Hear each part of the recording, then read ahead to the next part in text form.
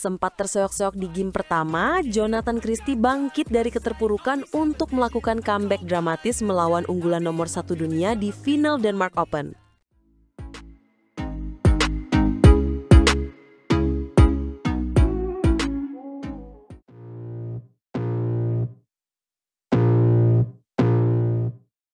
Para pecinta bulu tangkis Indonesia sempat dibuat menahan napas kan? Game pertama itu benar-benar di luar dugaan. Jojo seperti kehilangan arah. Permainannya tidak berkembang sama sekali. Betul sekali. Lawannya bukan sembarangan. Shi Yuqi dari Tiongkok, unggulan utama dunia. Dia tampil sangat dominan di awal. Jojo, yang kebetulan bermain melawan arah angin, terlihat sangat kesulitan. Pukulan-pukulannya seringkali tidak akurat. Entah itu keluar lapangan atau tanggung yang langsung menjadi santapan empuk bagi Shi Yuqi. Skornya pun cukup telak, 13-21.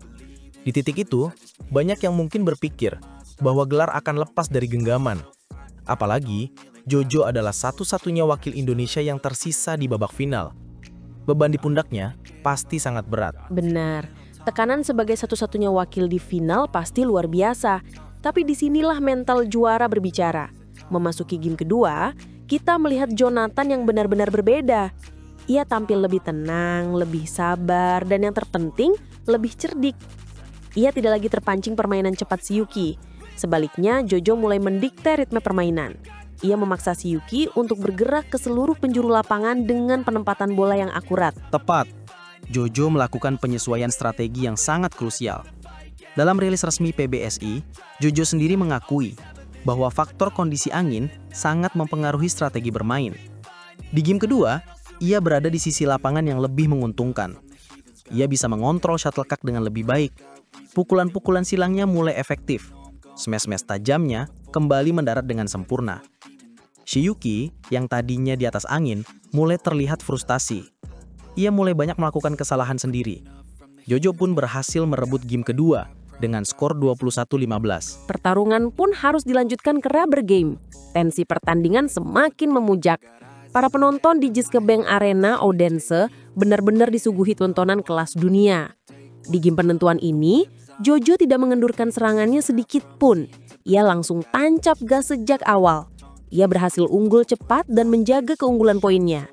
Jojo mengatakan bahwa kunci kemenangannya ada di awal game ketiga, di mana ia berada di sisi lapangan yang sama menguntungkan seperti di game kedua. Betul, ia memaksimalkan keuntungan itu. Ia terus menekan Shi Yuqi, tidak memberinya kesempatan untuk mengembangkan permainannya. Setiap kali Shi Yuqi mencoba bangkit, Jojo selalu punya jawaban. Pertahanan Jojo juga sangat solid.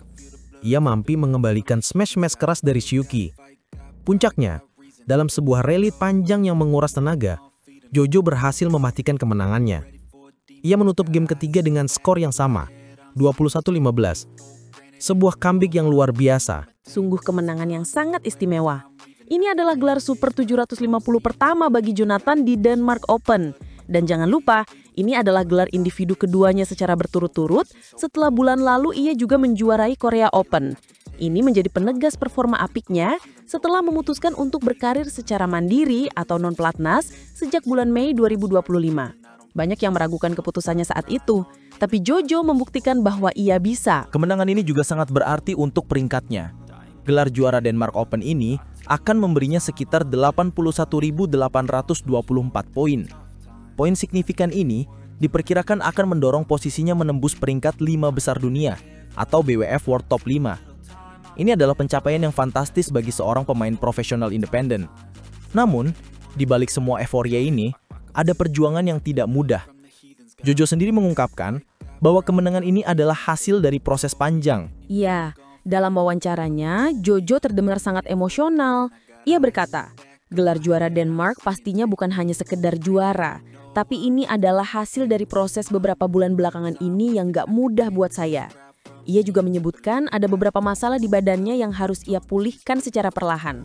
Kemenangan ini adalah buah dari kerja keras dan kesabarannya dalam menghadapi cedera dan berbagai tantangan. Sangat menginspirasi.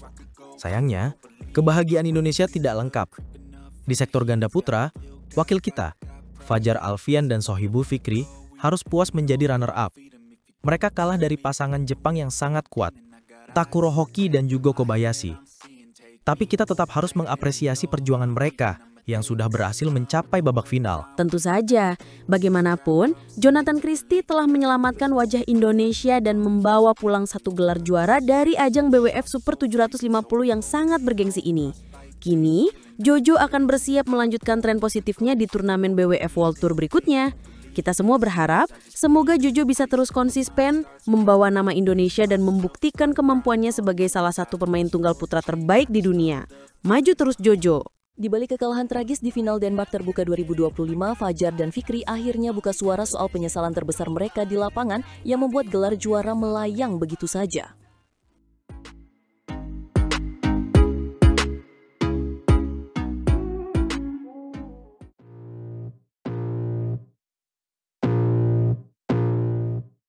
Pemirsa, sebuah pengakuan mengejutkan datang dari ganda putra andalan kita, Fajar Alfian dan Muhammad Sohibul Fikri, setelah pertarungan super sengit di Jisuke Arena Odense pada hari Minggu malam. Betul sekali, mereka harus mengakui keunggulan pasangan Jepang Takuro Hoki dan Yugo Kobayashi dalam sebuah drama 3 game yang berakhir dengan skor 18-21, 21-15, dan 19-21.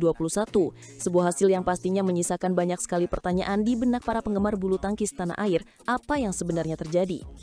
Fajar Alfian dengan raut wajah yang tidak bisa menyembunyikan kekecewaan secara terbuka menyatakan bahwa dia sama sekali tidak puas dengan performa mereka. Ini bukan soal kalah atau menang tapi lebih kepada bagaimana mereka bermain. Dia bilang hari ini pertandingan berjalan ramai tapi kayak dari kami tidak puas dengan permainan kami karena kami banyak melakukan kesalahan yang tidak perlu. Sebuah pernyataan yang sangat jujur dari seorang juara. Fajar menambahkan bahwa meskipun mereka tetap bersyukur dengan pencapaian ini, kekalahan tersebut akan menjadi pelajaran yang sangat berharga untuk turnamen-turnamen berikutnya. Ini menunjukkan mentalitas seorang atlet besar yang tidak hanya merayakan kemenangan tetapi juga belajar dari setiap kegagalan. Di sisi lain, Muhammad Sohibul Fikri memberikan analisis yang lebih mendalam mengenai jalannya pertandingan. Menurut Fikri, pada game pertama mereka benar-benar berada di bawah tekanan. Dia secara spesifik menyoroti penampilan Yugo Kobayashi dari Jepang yang tampil luar biasa solid dan sulit ditembus. Pertahanan Kobayashi seperti tembok raksasa yang mematahkan setiap serangan yang mereka bangun. Benar, Kobayashi memang bermain seperti kesetanan di game pertama, namun Fikri juga mengakui bahwa mereka sebenarnya sudah menemukan cara untuk keluar dari tekanan itu. Mereka berhasil bangkit di game kedua dan memaksakan rubber game. Sayangnya disinilah letak penyesalan terbesar mereka, momentum yang sudah susah payah mereka rebut justru terbuang sia-sia. Tepat sekali, Fikri mengatakan sebenarnya kita sudah bisa keluar dari tekanan tadi tapi di beberapa bola mudah kita malah melakukan kesalahan sendiri. Ini dia poin krusialnya. Kesalahan-kesalahan sepileh, bola-bola yang seharusnya menjadi poin malah berbalik menjadi keuntungan bagi lawan. Bisa kita bayangkan betapa frustasinya mereka di lapangan saat itu. Sangat frustrasi pastinya. Setiap atlet tahu betapa mahalnya sebuah kesalahan sendiri di level setinggi ini apalagi di partai final turnamen BWF Super 750. Ini bukan lagi soal skill tapi soal fokus dan ketenangan. Hoki dan Kobayashi yang bermain lebih rapi berhasil memanfaatkan setiap kesalahan kecil yang dibuat oleh Fajar dan Fikri. Fajar pun mengamini hal tersebut. Dia berjanji akan segera melakukan evaluasi besar-besaran terutama dalam menjaga fokus. Pertandingan melawan Hoki Kobayashi adalah laga dengan tempo cepat dan rally-rally panjang yang sangat menguras energi dan konsentrasi. Kehilangan fokus sedetik saja bisa berakibat fatal dan itulah yang terjadi. Fokusnya harus benar-benar dijaga, kata Fajar. Sebuah kalimat singkat namun penuh makna. Ini adalah pengingat bagi diri mereka sendiri dan mungkin juga pesan untuk juniornya. Di level elit dunia, semua pemain punya pukulan mematikan, pertahanan kuat, dan fisik prima. Pembedanya seringkali adalah siapa yang mampu menjaga fokus dari poin pertama hingga poin terakhir. Kegagalan Fajar Fikri ini sekaligus memupuskan harapan Indonesia untuk membawa pulang 2 gelar dari Denmark Terbuka 2025. Satu-satunya gelar juara berhasil dipersembahkan oleh tunggal putra andalan Jonathan Christie yang tampil fenomenal dengan menumbangkan peringkat 1 dunia si Yuchi di laga puncak. Sebuah kemenangan yang luar biasa untuk Jojo tentu saja, namun kita tidak bisa menampik ada sedikit rasanya karena Fajar Fikri yang merupakan unggulan ke-7 sudah sebegitu dekat dengan gelar juara. Mereka hanya butuh 2 poin lagi di game penentu untuk mengunci kemenangan, tapi Dewi Fortuna berkata lain. Tapi inilah bulu tangkis olahraga yang penuh drama dan ketidakpastian. Apa yang bisa kita ambil dari sini adalah semangat pantang menyerah dari Fajar dan Fikri. Mereka tidak mencari-cari alasan, mereka mengakui kesalahan, dan mereka berjanji untuk kembali lebih kuat. Inilah mentalitas yang kita butuhkan. Setuju, perjalanan mereka masih panjang, kekalahan di Denmark ini akan menjadi bahan bakar untuk turnamen-turnamen berikutnya. Kita sebagai pendukung harus terus memberikan semangat dan doa. Jangan biarkan satu kekalahan ini membuat kita meragukan kemampuan mereka. Fajar dan Fikri tetaplah salah satu ganda putra terbaik dunia. Benar sekali, mereka telah membuktikannya berkali-kali. Sekarang tugas mereka adalah kembali ke pelatnas, berlatih lebih keras dan memperbaiki setiap detail kecil yang menjadi biang kerok kekalahan kemarin. Kita semua menantikan comeback mereka yang lebih gemilang di turnamen selanjutnya. Kita yakin mereka bisa, dengan bimbingan pelatih dan evaluasi evaluasi yang tepat, Fajar dan Fikri akan kembali menggebrak panggung dunia. Mari kita nantikan aksi-aksi mereka selanjutnya dan terus dukung perjuangan para pahlawan bulu tangkis Indonesia. Maju terus Fajar dan Fikri, jangan pernah menyerah.